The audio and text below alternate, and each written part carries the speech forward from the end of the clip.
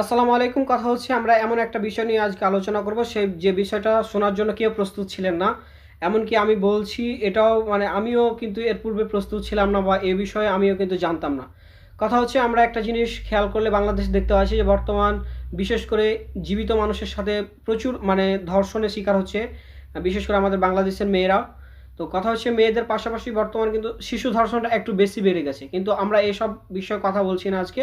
আজকে একটা ভিন্ন জগৎ নিয়ে কথা বলতে চাচ্ছি। সেটা হচ্ছে যে আমরা কি জানি যে আমাদের বাংলাদেশে বিশেষ করে জীবিত নারীর পাশাপাশি বাংলাদেশে কিন্তু মৃত নারীরাও কিন্তু ধর্ষণের শিকার হচ্ছে মৃত অবস্থায়। এটা আপনার বললে তো আপনি মেনে নিবেন না আসলে, যে কিভাবে ভাই একটা স্বাধীন রাষ্ট্রে এতদিন হয়ে গেল স্বাধীনতা অর্জন করা কিভাবে সম্ভব? তো চলুন আপনাকে বুঝাই যে কিভাবে সম্ভব বা কিভাবে বিশেষ করে বাংলাদেশে মৃত ব্যক্তিরা ধর্ষণের শিকার হচ্ছে। আমাদের আশেপাশে যখন আমাদের মা অথবা বোন অথবা আশেপাশের কোনো একজন, যখন একজন মেয়ে হয়তোবা সে অ্যাক্সিডেন্ট করে অথবা হয়তোবা সে সুসাইড করে, যেটাকে আমরা বলি আত্মহত্যা, এরকমভাবে যখন মৃত্যুবরণ করে, তখন কিন্তু আমাদের কাছ থেকে পুলিশ এসে বা সরকারের লোক এসে আমাদের কাছ থেকে সেই মৃত মেয়েটার লাশটাকে নিয়ে চলে যায় পোস্টমর্টম বা যেটা ময়নাতদন্ত করার জন্য। আমরাও সে সময় দুঃখের সময় দুঃখিত হয়ে বসে থাকি, তখন আমাদের কিছু করার থাকে না, তখন আমরা বাধ্য হয়ে দিয়ে দিই। কিন্তু দিয়ে দিই এটা কথা না, দেওয়াটা অপরাধ নয়। কথা হচ্ছে যে দিয়ে দিই, কিন্তু তারা নিয়ে যে কী করছে সব বিষয়ে কিন্তু আমরা কোনো অ্যানালাইসিস করি না যে তারা আমাদের মা অথবা বোনটাকে নিয়ে যে কী করছে না করছে এসব বিষয় নিয়ে কোনো চিন্তাভাবনা করি না, বা চিন্তাভাবনা করার কোনো টাইম আমরা থাকে না। কেননা তখন আমরা নিজেরাই সেই দুঃখে দুঃখিত হয়ে কান্নাকাটিতে লিপ্ত থাকি। তো কথা হচ্ছে যে আমি কিছুদিন আগে একটা নিউজ দেখলাম, যেটা হচ্ছে ময়মনসিংহ মেডিকেল কলেজের একজন ডোম ভাই বলছিলেন, যিনি আপনার বিশেষ করে মৃত ব্যক্তিদের লাশ আপনার পোস্টমর্টম করেন। তিনি বলছিলেন যে আমি একজন ছেলে, আমি ছেলেদের লাশ পোস্টমর্টম করি, পাশাপাশি একজন মেয়ের লাশ পোস্টমর্টম করে থাকি। তো কথা হচ্ছে সে একটা দুঃখের প্রচুর দুঃখিতভাবে বলতে চাচ্ছিল যে বাংলাদেশে আমরা যখন বিশেষ করে যখন একজন মেয়ের পোস্টমর্টম করি, তখন কিন্তু আমাকে অনেক সমস্যার সম্মুখীন হতে হয়। এবং আমরা যখন একজন মেয়ের পোস্টমর্টম করি, তখন কিন্তু আমরা সেই মেয়েটার শরীরে সম্পূর্ণ কাপড় রাখতে পারি না। তো কথা হচ্ছে এসব বিষয়গুলো নিয়ে সরকারের পদক্ষেপ নেওয়া উচিত। সেই ব্যক্তির ডোমের হয়ে সেই ব্যক্তির জানছে যে তার এ সম্পর্কে সরকারের পদক্ষেপ নেওয়া উচিত, কিন্তু আমরা এইসব বিষয় নিয়ে কোনো সময় আলোচনা সমালোচনা হচ্ছে না সংসদে বা বিভিন্ন রাষ্ট্রের কোনো জায়গাতে।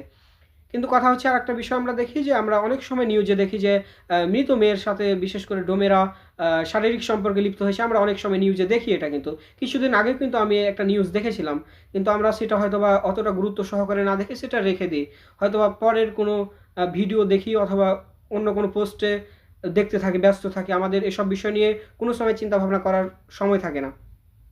তো আপনি চিন্তা করে দেখেন যে আপনার বোন অথবা মা, আপনি চিন্তা করে দেখেন যে জীবিত থাকা অবস্থায় তাকে যদি কেউ একটু কটু কথা বলে থাকে, তার সাথে আপনি যুদ্ধের সম্মুখীন হয়েছেন, তার সাথে যুদ্ধ ঘোষণা করেছেন, তাকে মেরে ফেলে দেওয়ার হুমকির দিয়েছেন আপনি, যে সেই ছেলেটা আপনি কিভাবে আপনার মাকে আপনি আবারও ধর্ষণের শিকার হতে মৃত অবস্থায় এগিয়ে দিচ্ছেন।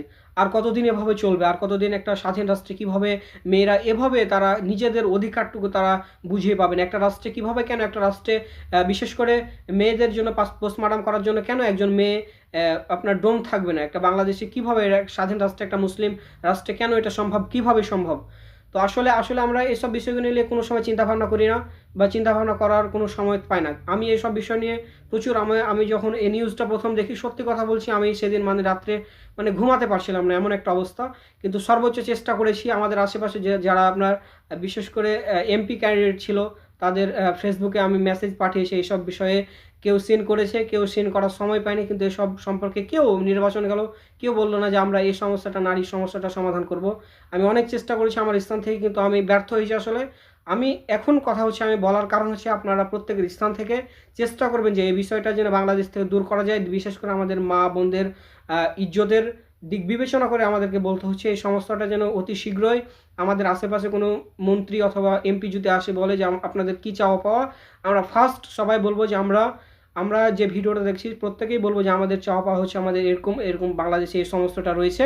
মৃত মানুষও অনেক সময়, মৃত মেয়ে অনেক সময় ধর্ষণের শিকার হয়। এই জন্য আমরা প্রত্যেক জেলাতে বা প্রত্যেক মেডিকেলে যেন আমরা মেয়েদের জন্য মেয়ে ডোম পাই, এটাই আমরা এই ভিডিওর মাধ্যমে আমি জানাতে চাচ্ছি। আমরা প্রত্যেকে এভাবে চাবো।